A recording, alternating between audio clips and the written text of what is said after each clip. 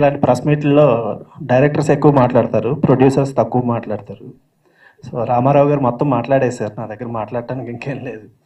So, అందరికీ ఇంతసేపు వచ్చి మా సాంగ్స్, మా ట్రైలర్ చూసి మమ్మల్ని ఎంకరేజ్ చేయడానికి వచ్చిన పాత్రికేయ మిత్రులందరికీ నమస్కారం. శ్రీ శ్రీ శ్రీ రాజావారు. సాధారణంగా ప్రతి మనిషికి ఏదో ఒక వీక్‌నెస్ ఉంటుందండి. కొంతమందికి సిగరెట్టు, కొంతమందికి మందు, కొంతమందికి గ్యాంబ్లింగ్.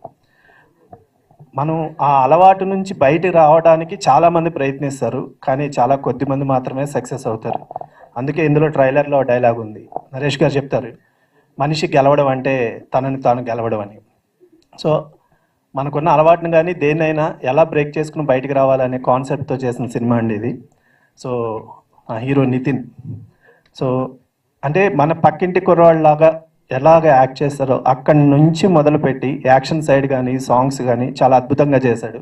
అలాగే హీరోయిన్ సంపద.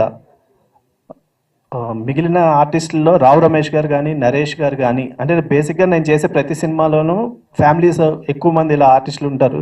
అందరూ అంటారు నీ సినిమాలో ఎందుకు ఎక్కువ మంది ఆర్టిస్టులను పెట్టుకుంటామని.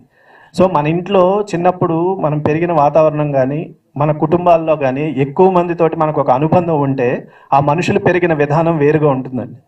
సో, అందుకే నాకు కథల్లో ఇప్పుడు కొన్ని మరుగున పడిపోతున్న వాటిని చూపించాలని ఒక తాపత్రయం ఇది. సో, ఆ ప్రయత్నమే శ్రీ శ్రీ శ్రీ రాజావారు.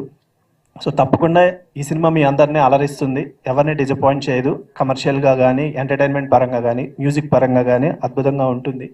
సో, మీ అందరి ఆశీర్వాదం కావాలి. అలాగే నా టీం, నా టెక్నీషియన్స్, నా మ్యూజిక్ డైరెక్టర్ కైలాష్ మేనన్ గారు అద్భుతమైన మ్యూజిక్ ఇచ్చారు. At the same time RR చాలా బాగా చేశారు. Thank you sir.